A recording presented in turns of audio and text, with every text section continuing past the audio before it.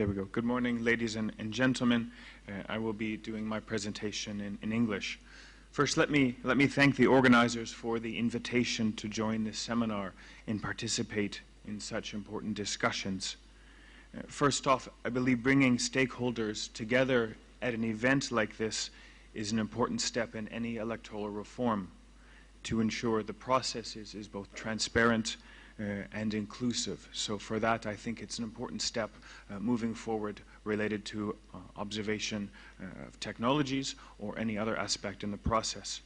This morning I will speak of the use of new voting technologies during an election, which is obviously one of the key challenges for observers, but also stakeholders, election practitioners, and the wider stakeholder community in elections. I will focus my presentation on the experience of the OSCE in the election observation. Let me start by just mentioning that it would be a mistake to believe that technology in elections is something new. In fact, one form or another of technology has been around since starting to cast votes in secret. Even in 1925, the American David Zuckerman talked about in what he called a feasibility study at that time, noting on whether or not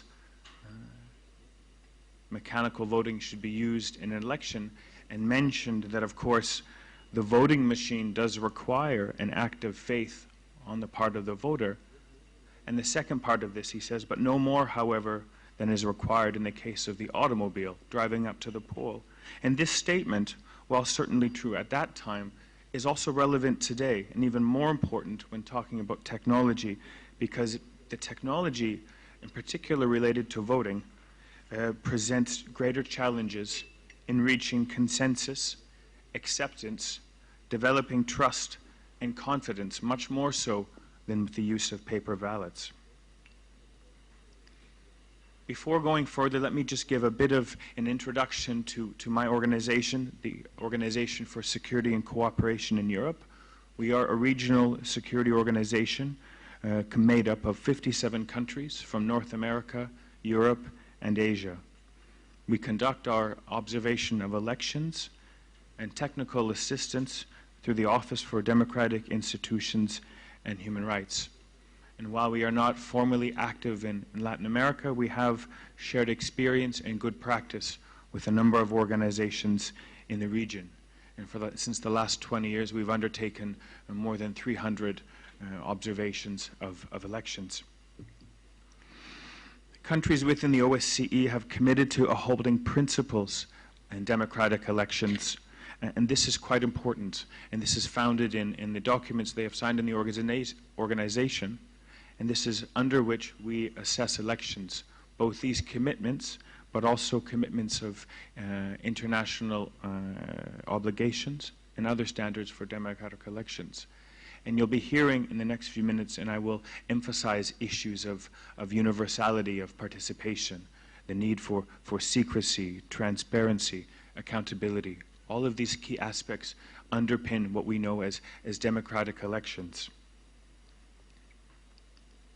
Of course, there are many uses of technology. As I mentioned in the beginning, it has been around for quite some time, and increasingly we're seeing technology in different aspects, not only related to voting, but other aspects in the electoral process, whether it's campaigning, whether it's voter registration, whether it's electronic voter eligibility checking. But today I wanted to focus in particular on voting by electronic means and the relationship also with counting and the tabulation of votes. And here let me just offer a definition from our side, from our organization, about new voting technologies, which may differ from other organizations. We define it as the use of information and communication technology applied directly to the casting and counting of votes. This understanding can include ballot scanners, internet voting, DREs, the direct recording electronic votes, or touch screens, and indeed can encompass several other variations of these contexts. And this includes, I think, in your context, in the Argentinian context, of the type of machines that have been used in some cases and are being considered for the future. When we look at technologies, I think one of the important aspects that we have to look at and we acknowledge is that they can offer additional functionalities. They can offer benefits to the election process. We look at they can speed up the counting of votes, especially in complex elections. And they can insist on including voters that might not be otherwise able to participate. Voters with disabilities, voters in remote areas, or even possibly voters abroad. Electronic systems can also be used in multiple languages to assist maybe voters from minority communities. So indeed there are lots of benefits that can be reaped with these technologies. Although at the same time, while there are benefits to this, there are indeed challenges with using new technologies. And I think one of the things that has to be acknowledged is that using the technology doesn't necessarily mean of building trust in the system by these technologies, but in fact is the opposite, where there has to be a certain level of trust and confidence in the administration to be able to implement the technology. And the reason for that is because it goes back to the beginning of what I said, is that there has to be a certain trust in these different technologies. The voter stakeholders are dissociated from the technology, and they have to have trust in the administration that they will use them properly. From our side as an organization, we don't advocate the use of any specific technology. That's up to the decision, the sovereign decision of every state. But what we do recommend is that any technology that is used is done so and introduced in a gradual approach, in a balanced approach, acknowledging both the benefits that can exist with the technology, but also the risks that might be there. And we say, and I'll talk more about the risks in a few minutes, but the risks of the technology potentially not working as it should, potentially undermining the principles underpinning democratic elections. In the course of our observations from our organization, we see that the discussion on the use of technology varies considerably. And one of the things that I want to mention here is that in many countries where we observe technology within elections, it's not always a progressive, forward-looking approach. There are a number of countries that have considered technology, in fact, a number of countries that have used technology within voting and counting, and for one reason or another have reverted back to paper ballots.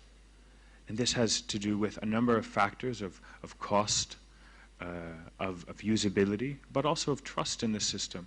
And that even in established democracies that have undertaken the use of using technology in elections, some have reverted back to paper ballots because there is more confidence in these for various reasons, whether it's the way that it was undertaken, whether it's certain components of the technology.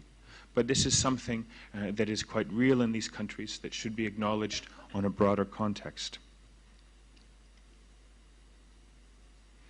As I mentioned, we've had experience in observing technologies in different countries. And I just put this up here as reference to show that, that in a range of countries, a range of election systems, whether it's internet voting, ballot scanners, e-voting, that the experience varies considerably.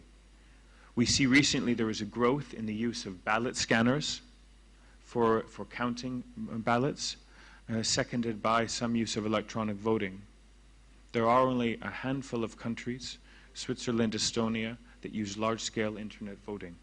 And in both of these cases, there has been long-standing, gradual piloted introduction of the technologies, understanding the risks associated with this. Of course, this is just a snapshot of the countries using technologies. There are a number of other countries that are exploring the use of technology, in particular in more this regional context. We've been working with the Mexican authorities who are looking at introducing internet voting with their election system as well.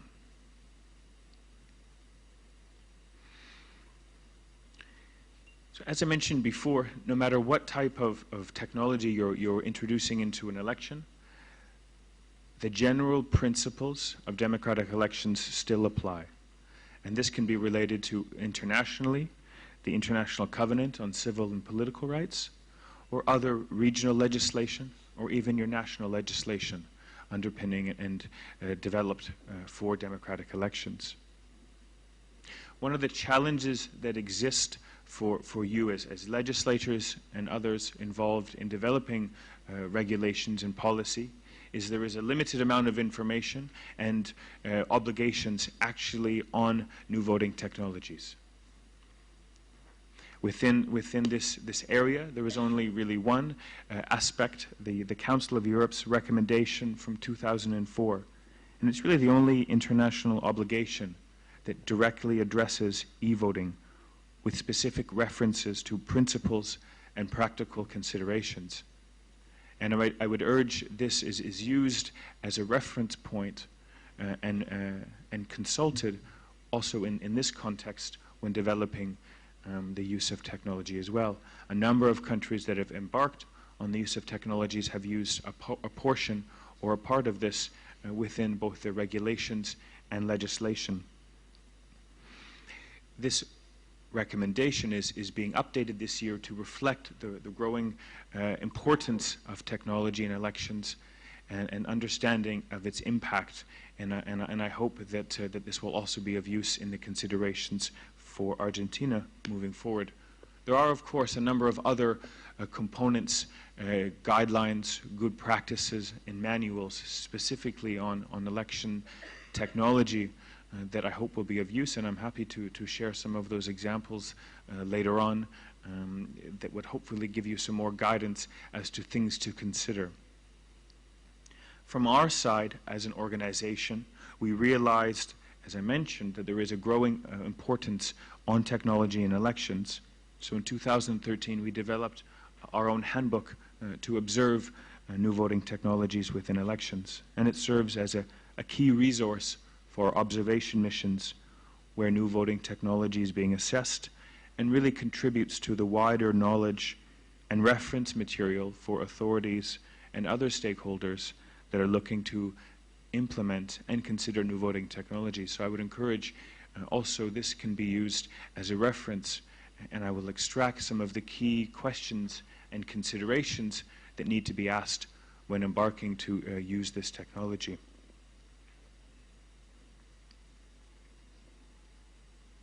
As I mentioned, our organization assesses elections against international commitments and obligations for democratic elections.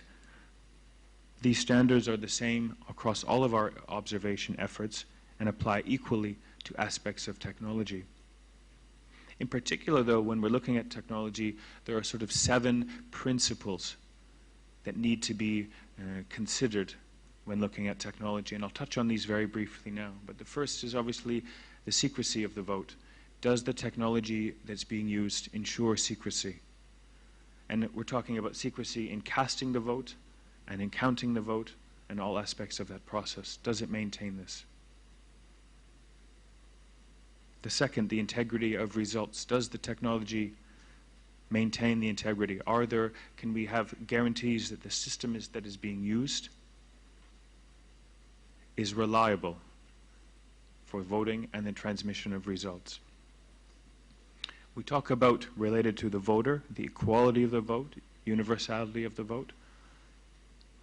For the system itself, does the system ensure that everyone gets one vote and one vote only? In some cases where you have multiple channels, multiple mechanisms of voting, whether it's postal vote, internet vote, electronic vote, to make sure that each person can only vote once and that their vote is only counted once. But of course, universality as well, to make sure that everyone can use the technology in the election. While we want it to be inclusive, in some cases we have to make sure it's not exclusive, so that some people might not be able to use the technology because they don't understand it or unaware of what it's for. And lastly, transparency, to make sure that the voter and other stakeholders understand the technology that is being used. If they have questions about how it functions, and that these guidelines are available and open. Finally, public confidence. Overall, this is sort of a summary of everything. Do people have confidence not only in the technology, but in the process in which it was introduced? Do people believe that what is being used is something that will be inherently representative of a democratic election? I want to just briefly touch on a couple of key points here when we look at specifics within the technology. The first would be feasibility. So what is the issue that's being addressed? What are we actually looking at? What is the problem that's being solved and how to go about solving it? Have the costs of the technology been considered? What is required to change the legislation? Here you have to have, I believe, a holistic approach. What process needs to be changed? Legislation, regulations, potentially infrastructure. All of this should be considered at the very beginning before moving ahead to other aspects. Second, legal context, and I think this is important for many of you. When introducing a technology into elections, all aspects of the use of that technology need to be regulated, either by the legislation or supporting regulations. Nothing should be left to uncertainty. Nothing should be left to ambiguity. Nothing should be left to be questioned. And this is a challenge because you have to be able to understand the full scope of the technology and how it's going to be implicated into all aspects. It adds accountability to the process and specific aspects of verification and possible discrepancies. Very briefly on procurement, this is something that is also adding to the transparency of the process. Who is going to be buying the equipment? What are the criteria of the technical use of the equipment? And here we also have to make sure there's transparency in the process, that people understand who is buying it and what role that the vendors have. And is there a relationship with the selected vendor to the stakeholders, and how are they going to undertake this? The election administration, this is one of the key foundations of the technological use, and here we ultimately say that they are responsible for the election and for any use of technology, no matter if certain aspects are outsourced. They maintain oversight capacity. They also maintain the challenge of foreseeing any problems with risks, with malfunctioning of the equipment, with voter education, with training of polling staff. Some of these aspects potentially can be given to other organizations or subcontracted, but the ultimate authority remains with the administration. And this is something that is of a key consideration, because the more that the administration would outsource to a company, the more they need to provide sufficient oversight to make sure that the company is doing its work properly. Security and integrity, I mentioned this before, but to make sure there is protection against external, internal threats. Make sure the software is working properly. There are no bugs or glitches, that it works properly on election day. Remember, the challenge is that for election day, there's only one chance to run the election. You don't get to tell people to come back and say, I'm sorry, we had a problem with the system. I'm sorry, there were issues with machines, come back tomorrow. So there really needs to be an assurance that everything is working as it should be. As I mentioned before, usability and accessibility. It's important that the voters understand how to use the system. They understand what needs to be done to interact with the machine. And ideally, they should be able to interact with it without assistance from others. This is the point, again, of inclusion, to make sure that it's an easy process, that is not confusing, that is simple. And again, the challenge with this is to understand what will be the end product and how to develop voter education material, information, so that the voters in the farthest parts of the country understand the machine as much as anyone here in the capital city. A couple of last points, again going back to the need to make sure the machines or the technology work properly. There needs to be a certain level of testing and certification that is done to demonstrate that the system meets its criteria from what you've set out, that the machines, the technology does what it should do, and that potentially some smaller mistakes can be corrected before election day to make sure there are no problems what's actually going on. It's important for everyone to have trust in how this is happening, in particular if there are issues with the machines. This is discussed and rectified before election day.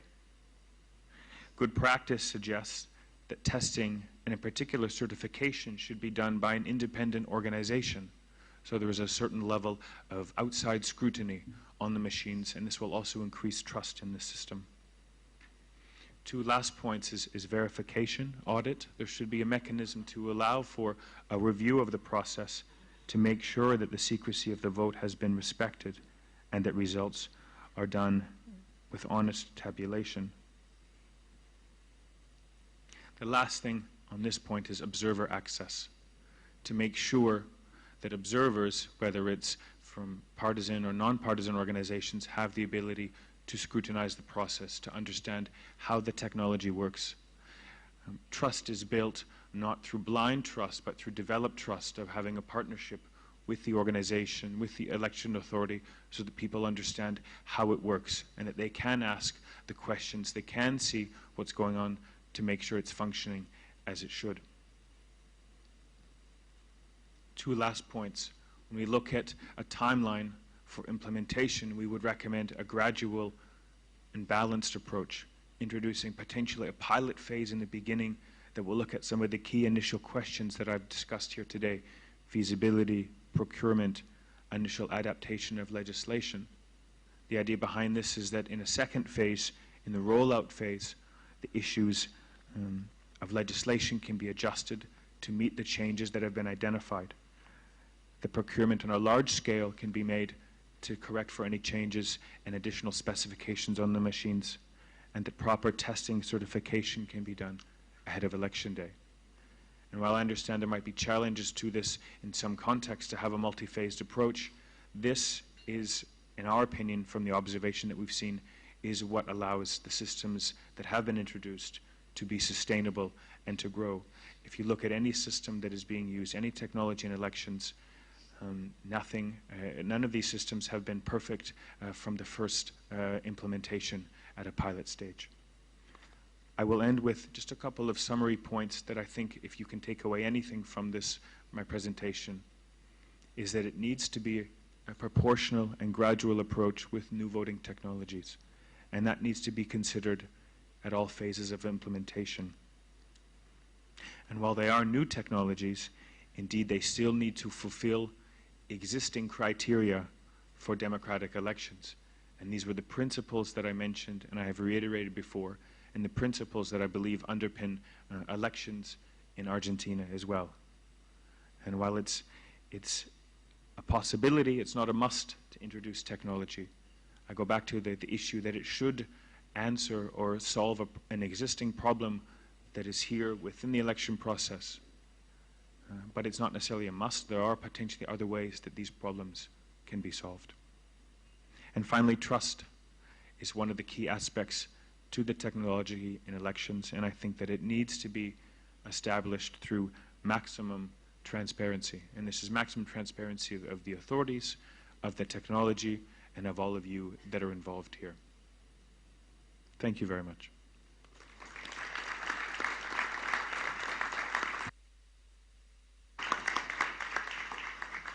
Bueno, muchísimas gracias, Steve, por tu intervención.